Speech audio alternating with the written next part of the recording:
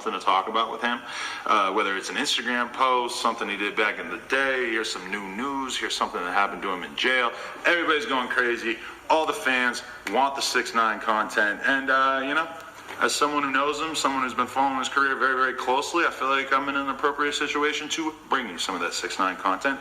So let's talk about it. There's been lots of stories coming out, but the main story seems to revolve right now around where 6ix9ine is being housed. So at first, it was reported that he was placed in general population, an insane idea for anybody who's even slightly familiar with him.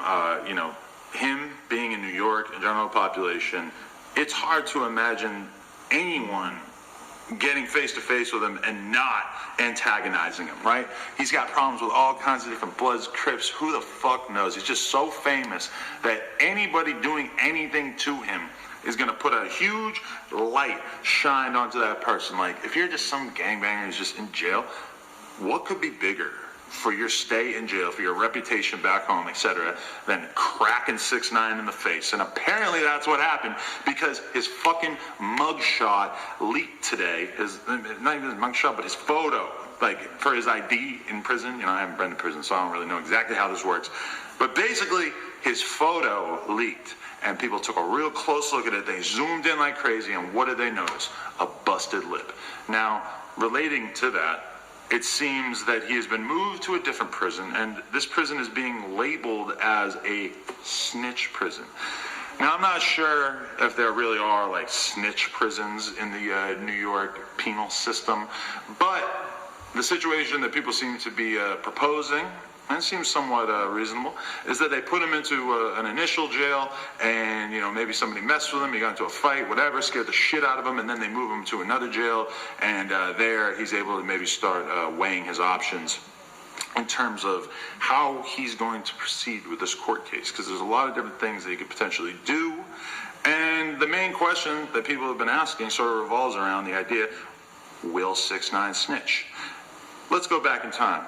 Take a look at his Breakfast Club interview. In that Breakfast Club interview, he's basically disparaging the gang that he was once part of. He's talking about, dirty Bloods, sleeping on mattresses in the corner of the room, etc., etc. He's, he said that Shoddy was fired. Shoddy was the dude who put him down with the Bloods in the first place. I was talking to somebody recently who told me that they had a conversation with Shoddy when he first decided that he was going to let 6ix9ine claim to be a Blood, and that they were telling him, like, this is not cool. It's not okay. Like, you're disrespecting the whole notion of being a Blood. And that Shoddy was basically like, hey, man, he wasn't a Blood yesterday, but he a Blood today. Now, you can't put me on record as that being an exact quote, but that's the general gist of it. 6ix9ine was put down with the Bloods in, like, sort of an artificial way. Normally, it's a little bit more official, Normally you don't just get to become a Blood when you get famous. And even beyond that, you don't get to just exit whenever the fuck you feel like it. That's just not how it goes. Normally, when people claim a gang affiliation, it's supposed to be for life, or it's at least supposed to be for a very long time. So with 6ix9ine, and he goes and does that Breakfast Club interview, and he, without saying it, he basically disavowed the whole Blood thing. So, he already turned his back on his crew. He already turned his back on the people that were around, that were supposed to have his back. He already did that. And according to the cops, those same people wanted to kill him. They stopped him from going to a casino in Connecticut because they thought that he there was going to be murdered in cold blood. Now, I don't know if that's realistic or not, but at the very least, it was a possibility.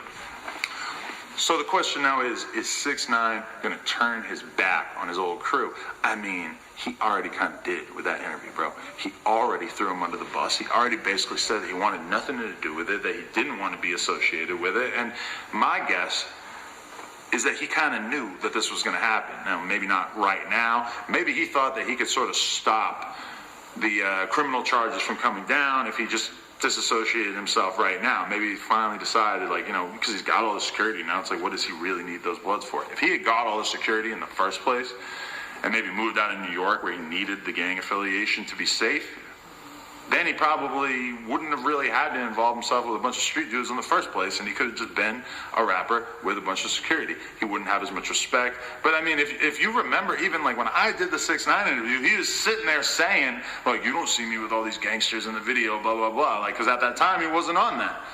Like a month, 2 months later, he was on that. Whatever. So the question is he going to snitch? Yeah, he's definitely going to fucking snitch. Why wouldn't he snitch? He already turned his back on these people in the context of that Breakfast Club interview. He already knows that those people probably wanted to kill him, or at least wanted to hurt him, or at least he doesn't owe them anything anymore. I mean, in his mind, he doesn't owe them anything anymore. And this is kind of more of an overall problem that I've seen with his character throughout the course of the past year that he's been famous, is that he seems very, very happy to just sort of leave people behind. Whether it was in that Trippie situation, I can think of other people that have helped him out in this situation and everything. He just doesn't seem like a guy that has a lot of loyalty. That's always been my impression of him. So is he going to maintain his loyalty now that he's probably staring down the barrel of like 25 to life? Probably not. He already wanted his way out of this shit, so he's probably going to turn his back. An example of somebody who stood on their shit and actually did not snitch was TK's friend Pimpy's. He just recently got 30 years, and they were offering him 20, allegedly. They were offering him 20, and he said, nah, fuck that, I'm not snitching, I'm not going to change. And, shout out to him. I mean, 20, 30, it's kind of like, whatever, you're going to be an old fucking man by the time you get out anyway. But Pimpy held TK down. But does it really matter? No, it doesn't matter. Because there's already girls in that case who are ratting on everybody no matter what. So it was like Pimpy's ratting too probably didn't really matter that much. And the thing with 6ix9ine is he probably knows that Shotty or the other Bloods are gonna say whatever they gotta say about him. Like, why wouldn't they throw him under the bus? Why would 6ix9ine be loyal when he knows that those dudes have no reason to be loyal to him? Prior to the Breakfast Club interview, who knows? Maybe those dudes would have held him down in court. Maybe they would have said 6ix9ine had nothing to do with it, blah, blah, blah. And maybe they would have took the charge as long as they, got properly compensated financially or something like that. I mean, that's not going to happen now. There's no reason for us to even imagine that he'd have any sense of loyalty to these guys. So is he going to snitch?